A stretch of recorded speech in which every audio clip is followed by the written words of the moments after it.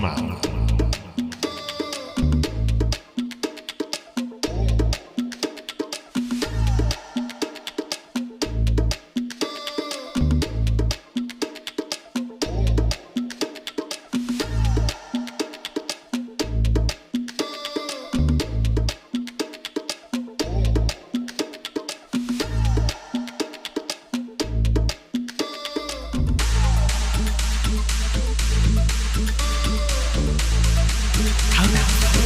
Be your own loud.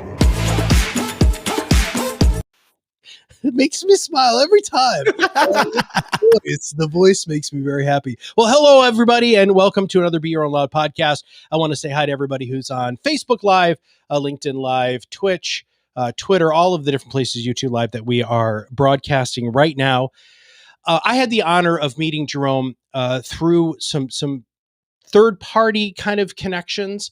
And I felt that we had a really neat connection, that I had an opportunity to be on his show. And this is going to be a lot of fun. We're going to dive into some very fun stuff. But before, let me just tell you a little bit about him. So he's the preeminent authority on dream realization, founder of Dreamcatchers, Myers Method, Myers Development, and he's also a podcaster. So he's got his hands in a lot of things, but his main focus is he calls himself Morpheus. And the reason why is because he offers you the red pill and the blue pill. And it was so much fun when we originally started talking, because he's got a shirt. He's wearing one of our shirts, by the way, which I greatly appreciate, that says, "I took the red pill." And we're going to dive into that more deeply. But Jerome, welcome to the show, my friend.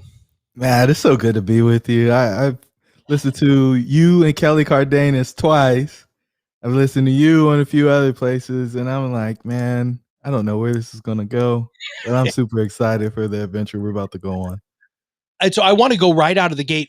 Everybody needs to understand your story, because this is what we have been finding, Jerome. And I know that you coach and consult a lot of people, and that you really truly help people realize their dreams. But one of the things that you and I had talked about previously is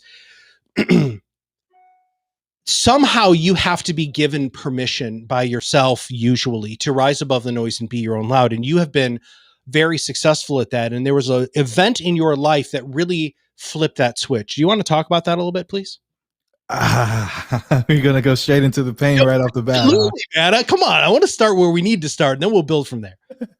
All right, so we got to give the listeners some context here. And so my last job in corporate America, I had the grand fortune of building a $20 million division for a Fortune 550. Now, the reward for that was a phone call on December 24th at 4:55. That goes something like this. "Hey, Jerome, we've been going right back and forth and round on what's going to happen with the staff going forward. Yes, you did go up to 175, and you were employee number 2 on January 13th. And we did things that people didn't think we could do. But the fact of the matter is we don't have a place for all these folks anymore. And so I've decided that we're going to lay them off. And, one or two things can happen. We can have somebody do it for you. And, we just kind of let it all happen. Or you can pick your kickball team for 2016. And I'm sitting there and I'm mouth to the floor and I'm questioning, what do I say next? Because I've been pushing pretty hard to say this isn't the right move. And I start to go into my rant. He's like, no, listen, we've already decided. I'm just informing you of what's going to happen. Oh. Now, I'm going to go enjoy my family. I'll talk to you next year. And I look at the clock. It's 4:59. And I say, wait. He's like, no, you don't understand. This is done. I'll talk to you next year. And hangs up the phone. And so here I am, 5:00 on Christmas Eve, and I'm trying to figure out what I'm going to tell these people who've put their lives on hold, how I'm going to decide who stays, who goes, what do we actually need. And so I spend the next 7 days not sleeping, not eating, and obsessing over the folks who are going to actually continue to help us. And what I promised myself in order to get through this is, I'll never do this again. And so we fast forward to 2 days before Thanksgiving of 2016. And I'm saying, hey, all hands meeting. I don't know what's going to happen. Please do not spend your whole check on Black Friday. I'm not sure what's going to happen, but please don't spend your whole check on Black Friday. And before I said it, of course, my stomach dropped. And I knew that that was going to be one of the last times that I stood in front of a room full of people who were counting on me in a company that I didn't own. And so it was in that moment that I decided that I was going to become a corporate America dropout. And I stayed through the end of the year, but then I launched into full entrepreneurship. I went and grabbed this dream I had on the shelf from sophomore year in college, where I thought, man, it'd be really cool to own an apartment complex. And I didn't really think it was going to be cool. What I thought was the guy who was making a whole lot of money, and I never saw him or talked to him. So how did I get there? Right, my buddy Duran and I sitting on the stoop. He lived in an apartment below me. Had two roommates. I was paying $395. Both my roommates were paying $395. Same situation in Duran's unit. We multiplied out around the complex. Guys making $700,000 a year. Now, $700,000 was a lot of money to me. My dad was a soldier. My mom stayed at home with me. I didn't need 700,000. I just needed 70. I could live an amazing life. Right. So I was like, maybe I could just go do that. Right. If we did 20 million with 30% profit, maybe I could go do 70,000 or 700,000 in my own business and live a decent life. And it was there that I really started finding out how things happen on the other side of the veil, how different your life can be when you decide that your dreams should be real. And so it's early in the podcast. I usually wait until later to get people drawn in, but I'm going to get them right now. So you just heard that your dreams should be real. Yeah. So now you're beholden to it. You can't pretend like, oh, well, everybody else says I need to be mediocre. They don't actually say mediocre. They say you should be practical. I'm telling you, your dreams should be real. And it's up to you in order to make a decision on whether or not you're going to live a life of practicality or you're going to live out your wildest dreams. It's my hope that after our conversation that you'll be so inspired that you'll continue to go. Well, and that's a behind the veil, right? This is this whole idea of you being Morpheus.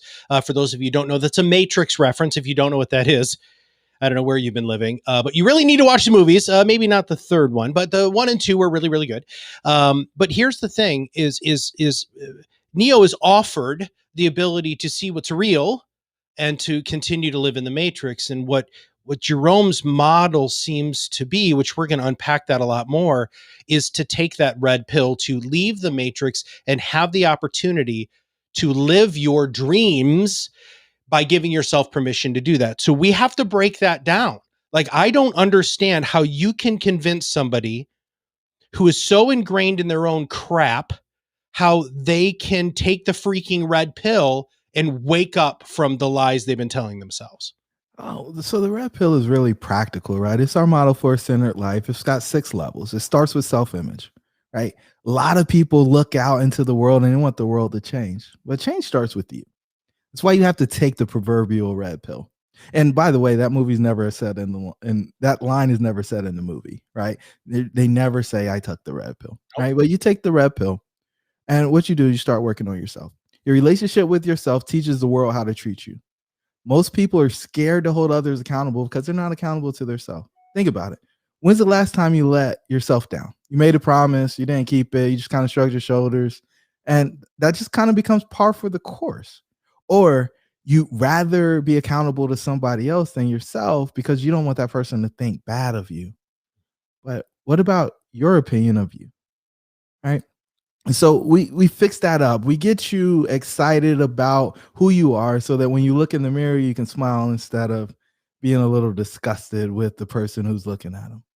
Right. From there, we move to relationships. And the reason why you have to fix your self-image is because once you're accountable to yourself, you can hold other folks accountable.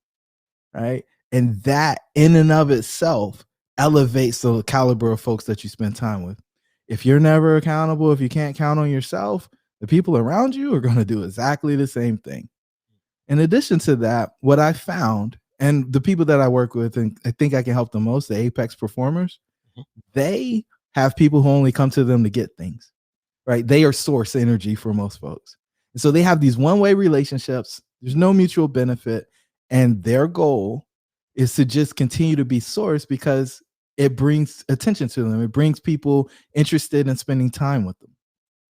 From there, we go to work, right? You fix these relationships so that they're mutually beneficial. That allows you to get the most out of people. So if you have a team, you instantly become that leader. Mm-hmm. You've got the charisma, you've got all these things going for you. And in your work, that then allows you to align your morals and values with the work that you do. Usually ends up in higher compensation. And then you end up in this place where things are happening and people are saying you got the Midas touch, you got the golden touch, right? From there, we go to health. And why do we do health after all this stuff? Why don't you start out with health, Jerome? Well, I believe that the first three, self-image, relationship, and work, create all the stress in your life.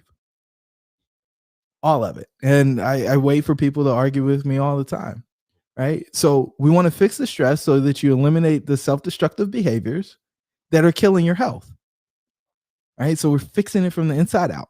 We fix your health, get that situated, mental, physical, spiritual, whatever you consider to be your health, work through all that. Then we go up to the next level, which is prosperity. This is level 5.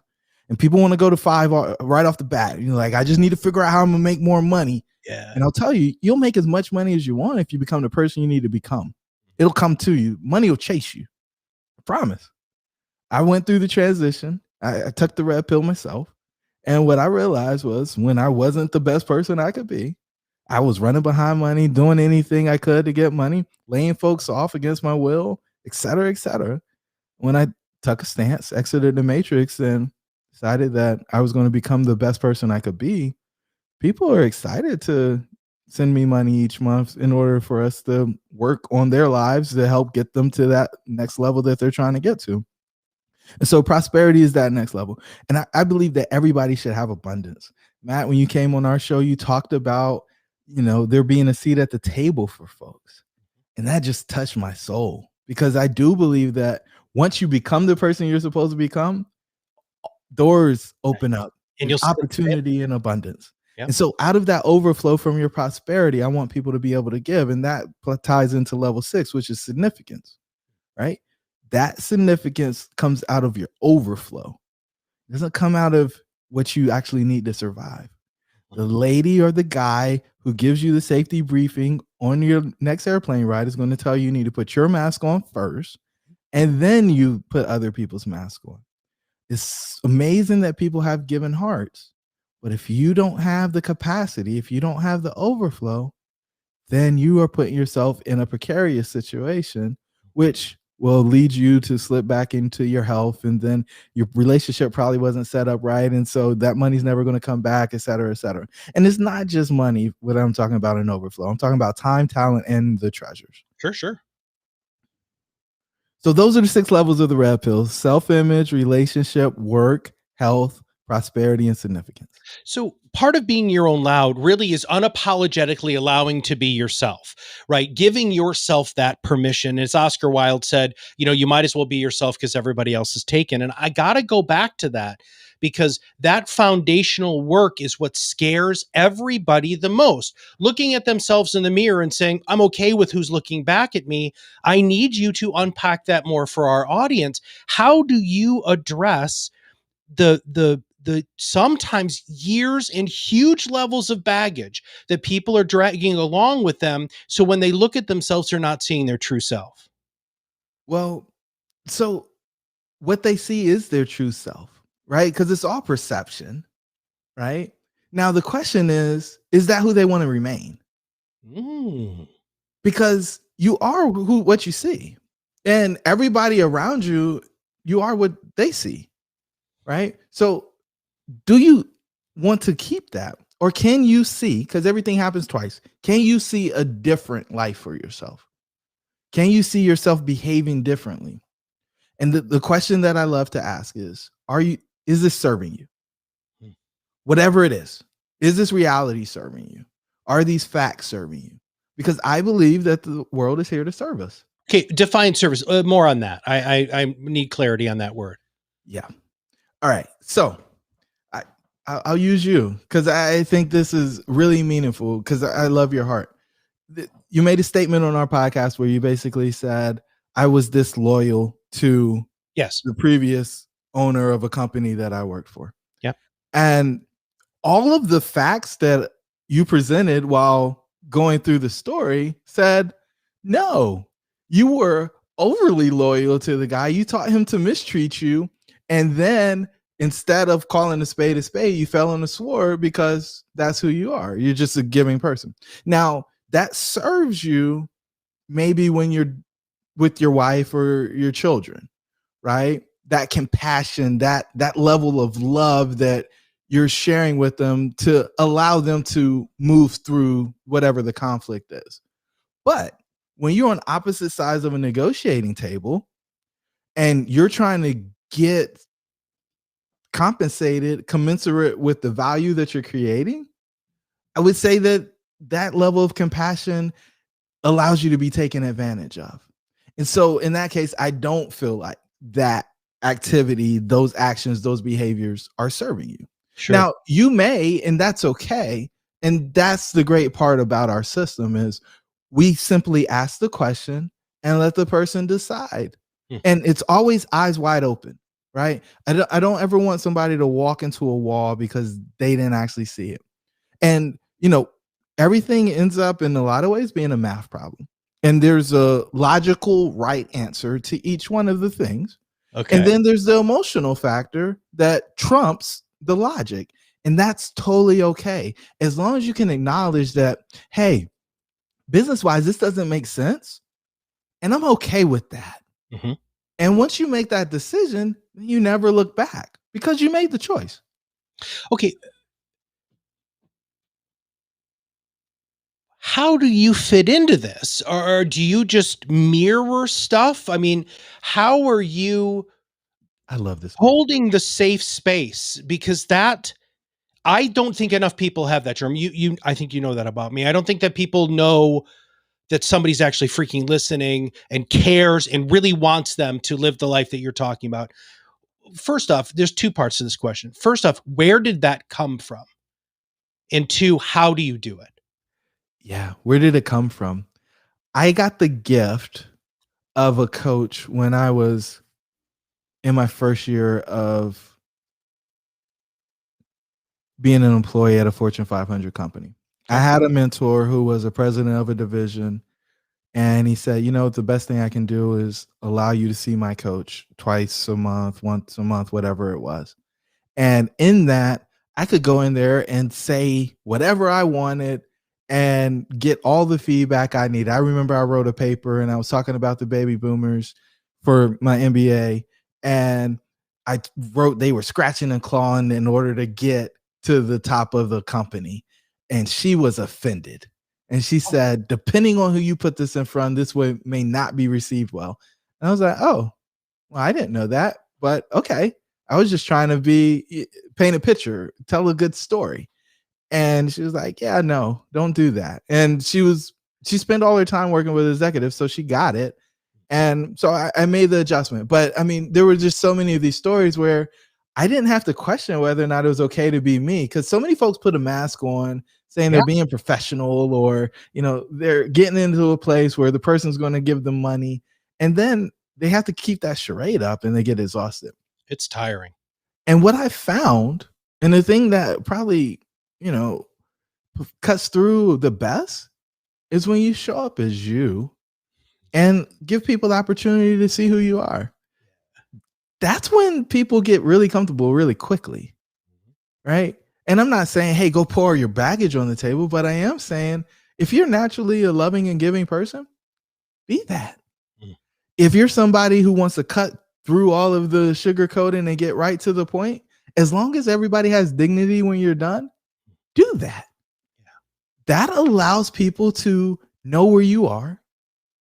And if they can be authentic in their experience, and Ray Dalio has really popularized this concept, then you can move quickly. The speed of trust jumps up dramatically, and that allows people to make decisions and interact and engage from the buzzword, right? Authentic place.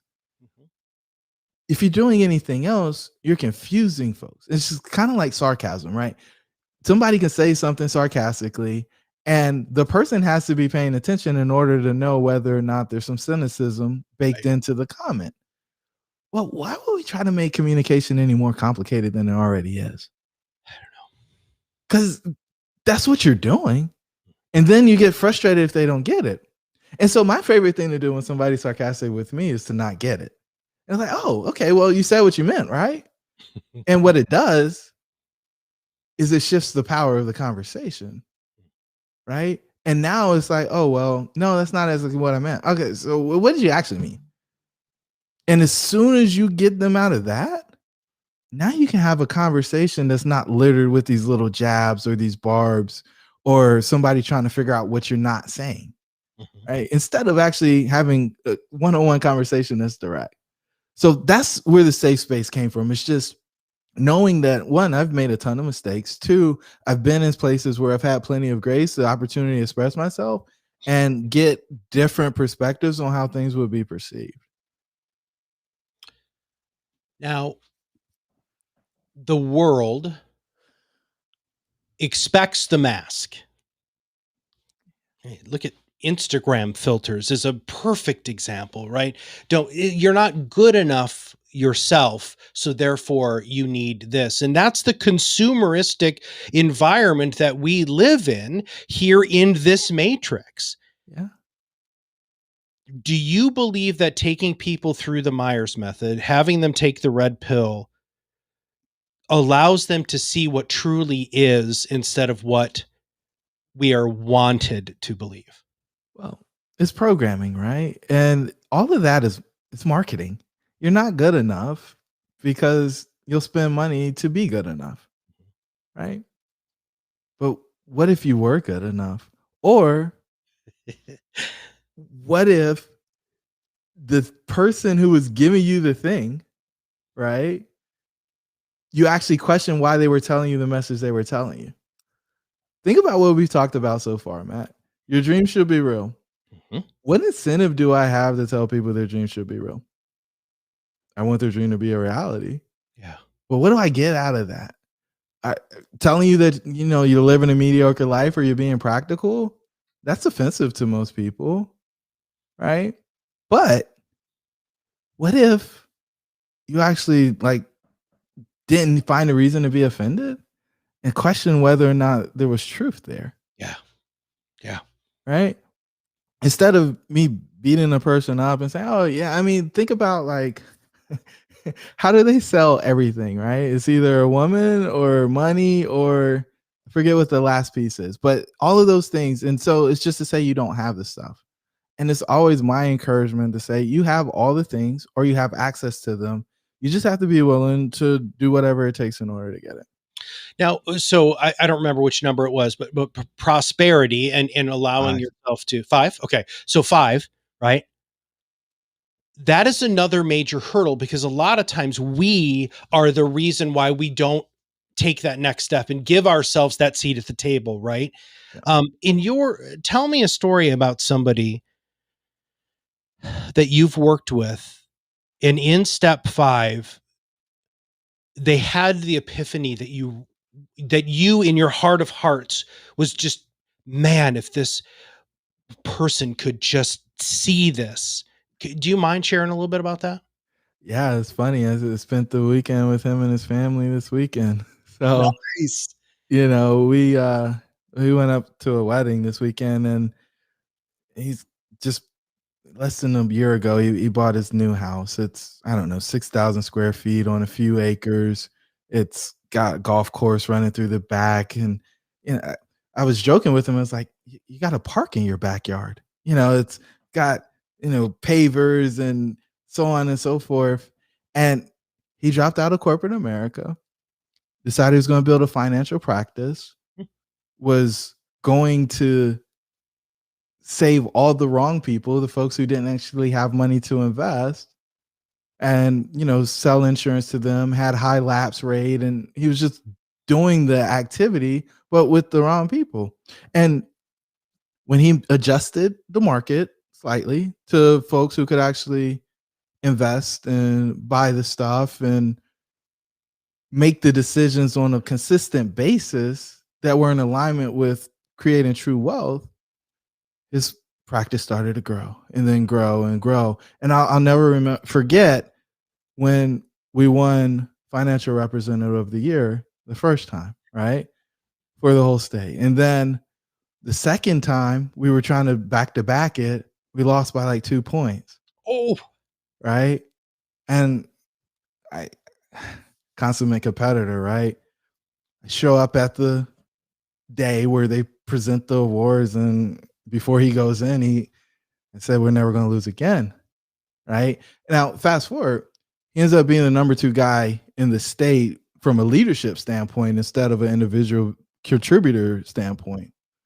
And that leads, but his personal production is still top. In fact, last year, I think he was the top financial representative again, in addition to his leadership responsibilities, which nobody's doing, right? Because basically you lose a whole day through doing admin stuff.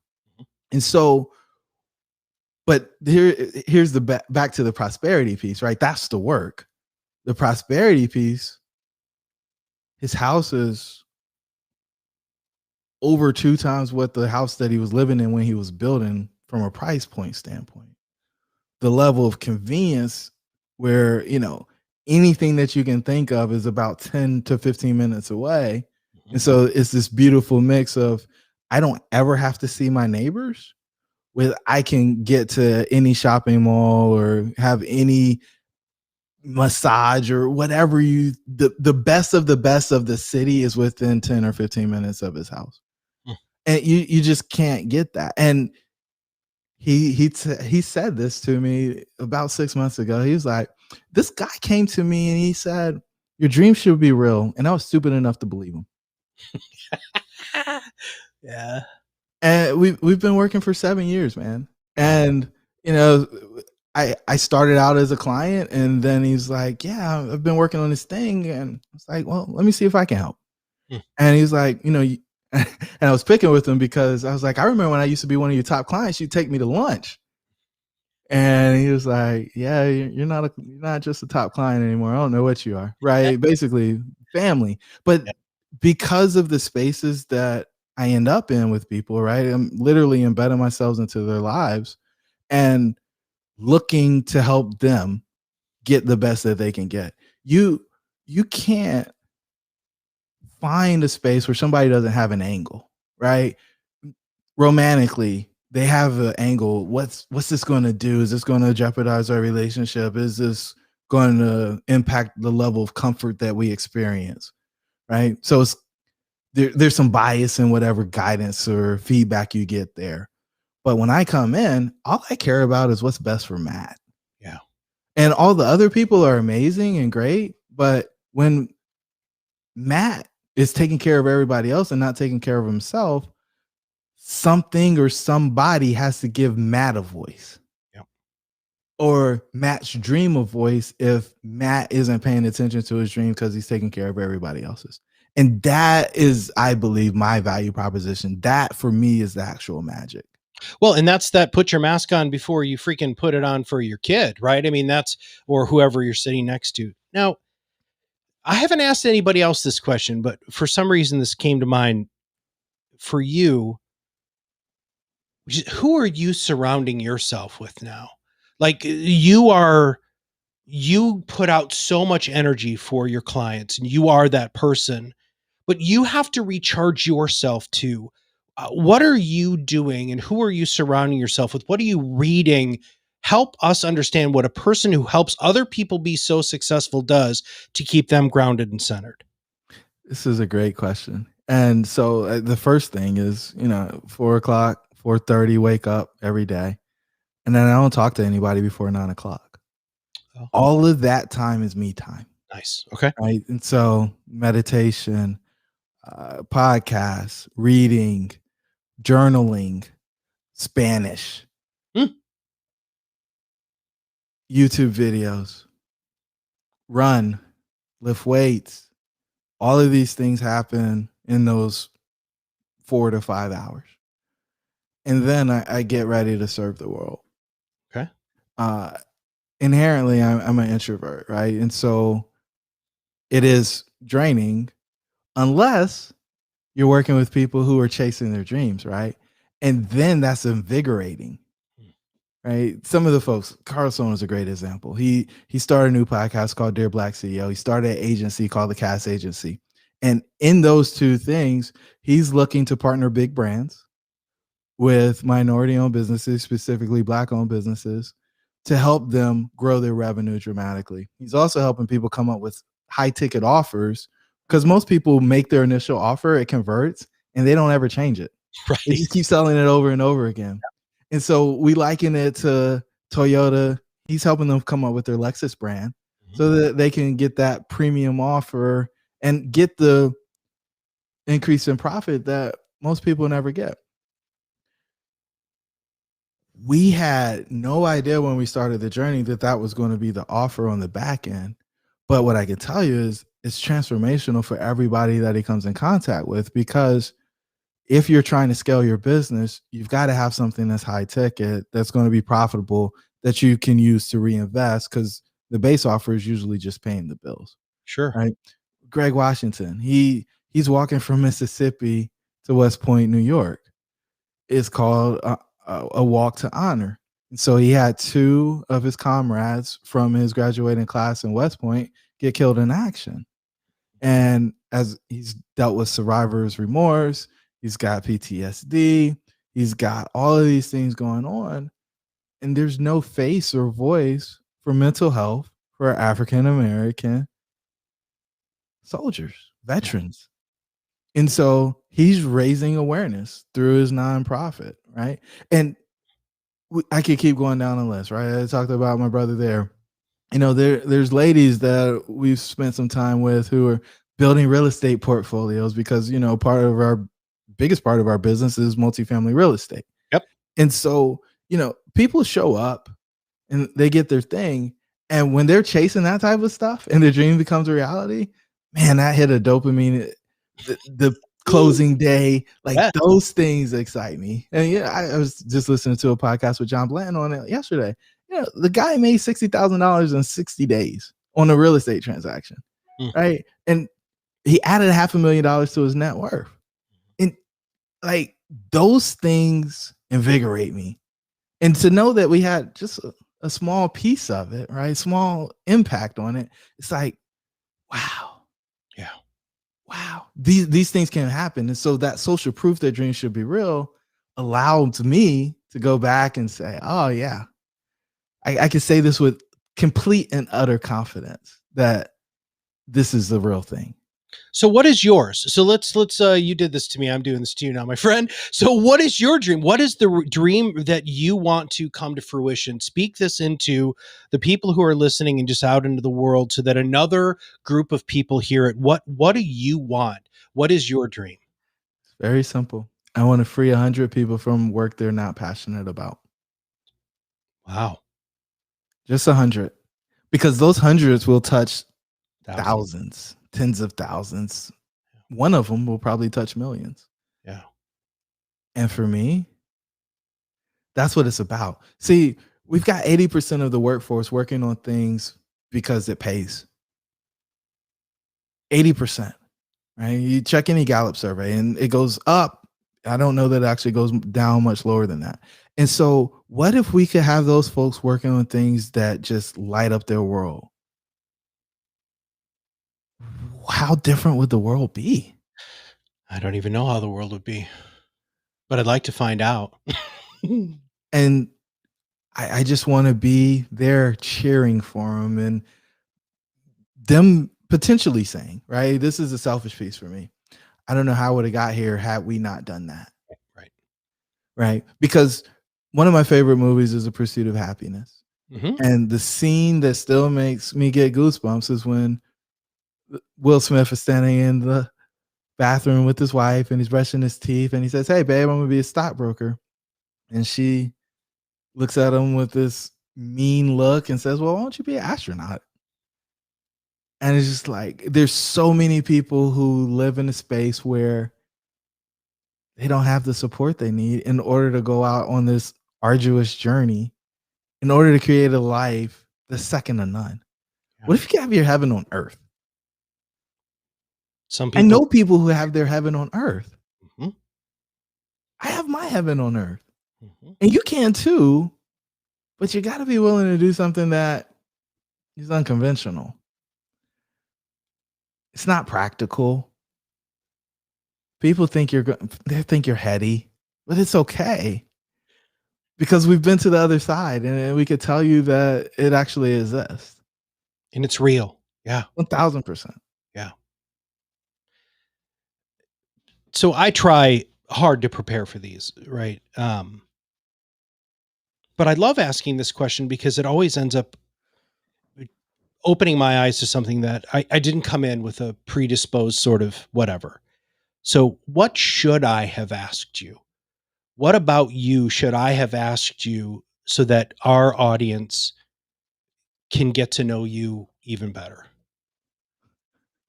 What did I want to be when I was growing up? Really? What did you want to be when you were growing up? Trash man. Really? Oh yeah. So here it is, man. Right. So every Thursday, me and my mom would play in the front yard. She'd lay the blanket out. She'd get my Tonka trunks, and I'd be making a world, right? And it never failed. About 10:46, 10:47, I hear the truck coming down the main street, and then it would turn on our street. I'd peek behind the car because I didn't want them to see me, and I'd see it. Headlights were on. Lonnie was hopping off, dumping the trash in. One, next house. Two, then he's in front of my house. And I'm out there and I'm going crazy because Lonnie's there. And so Lonnie, he did the show for me every time, right? So he hop off the truck, right? He flipped the lid off of the garbage can. It spin around like a quarter, fall flat, right? He look at me, I look at him. He do a little pirouette, dump the trash in, and then he'd spin the trash can back to the curb. It never fell over. It hit right at the edge every single time, right? He sees me smiling. I'm doing my rendition of Baby Shark because I want him to crush the trash, man. I'm doing my rendition of Baby Shark. And he looks at me, gives me the point, the wink, the gun, and then he pulls the lever. And I just go ape, right? Because he's crushing the trash. It is the biggest machine that I can get this close to. And it was just the coolest thing in the world. Now, my mom was standing there because, I mean, that's what they do. They just smile and they're like, oh my gosh. And I look at my mom and I say, Mommy, I want to be a trash man. And she says, her smile disappears. Oh, She said, baby, being a trash man won't afford you the lifestyle that you want to live. I said, but Mommy, like, he's home when his kids come home from school and like they can play. And Daddy doesn't come home until sometimes after dark. And sometimes we have to wait to have dinner because he's not here yet. And I didn't get it. And she said, you have to choose a career or profession that allows you to live the lifestyle that you want to live. Don't you like your Nikes? Don't you like your Jordache jeans and your Guess shirt? Hey, yeah. Well, you got to make enough money in order to buy that stuff. And so all my innocence was sucked out there. My mom gave me amazing advice. She needed to change one word, man. I needed an income stream. I didn't need a job. I needed an income stream. right. Yeah. I need money to come in, decoupled from my time, that would allow me to do the work that I wanted to do. And by the way, my mom was right. I didn't really want to be a trash man. I know what it's like to be a trash man. When it's 100 degrees in North Carolina, I don't want to be on the back of a truck with the trash. I don't want to smell the stuff. I didn't want to get anything. And the funniest part about all this, and I didn't realize it until today, my first job, the first night, I was working at Sonic, and they asked me to clean out the trash can. And I quit that day. Oh, right? I didn't want to be a trash man. Wow. My mom was so right, but it wasn't the right reasons. And so, when I stack all this up, why are you telling us this story, Jerome? Your dreams shouldn't be tied to how much they pay, right? If you can figure out your subscription model, your income stream that pays for your lifestyle, your time should be spent on the thing that you're most passionate about. And that's what I want everybody to take away from our conversation, man. Figure out how to get subscription income. Spend your time on the things you're most passionate about so that you make the world a better place.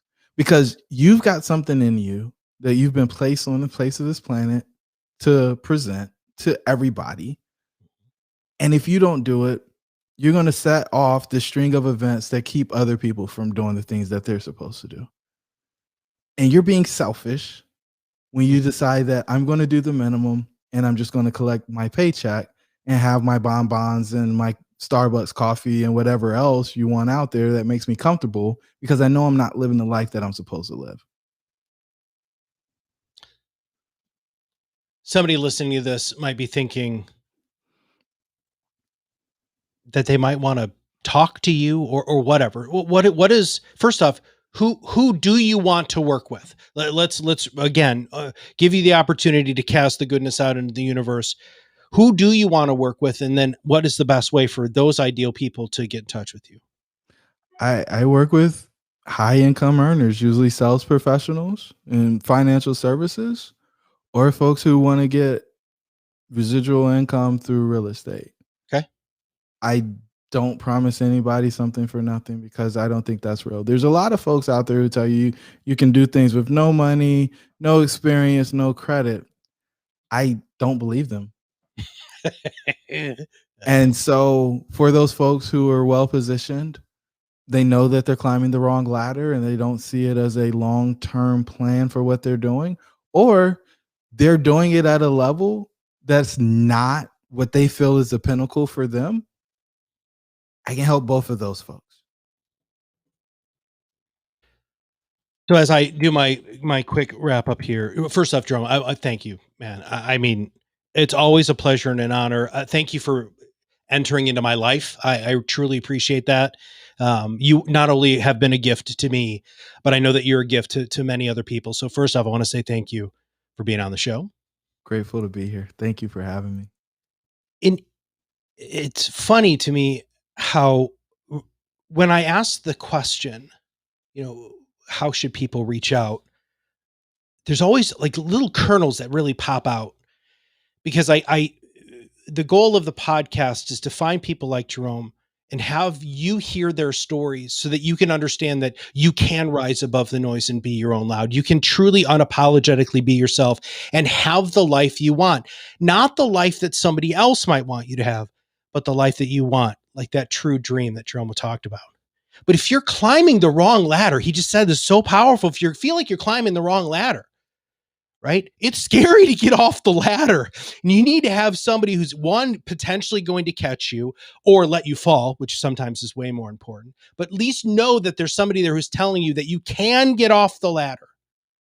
And if you're a person who truly wants to do what they love to do, which doesn't necessarily mean it's not the same thing that's bringing you income, but having the space and the ability to live your life with the gifts that you've been given to make the impact on this earth that you should make, then you need to give Jerome a call. Now, we put up his LinkedIn profile in the chat. We'll make sure that's in the show notes.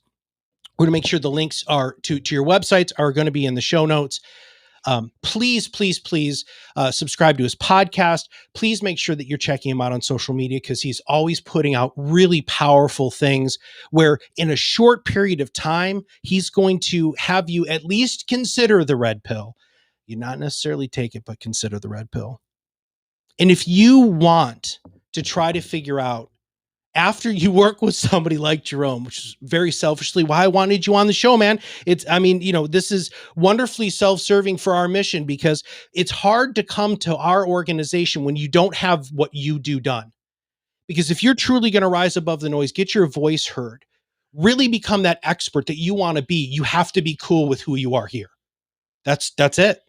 It's the only way it'll work. It is. It's the only way it'll work, because we've had people who've come to us and they're not there yet. And since they're not there, they don't have the level of quality. They don't have the focus. They don't have the dream. They don't have the understanding of what they can truly bring to their people. And by using somebody like Jerome, you can actually have that. So when you do step up to the plate, when you're ready for the big show, you're going to be truly prepared for it. So with that, I want to thank everybody for listening today, and I'll see you on the other side of the mic very soon.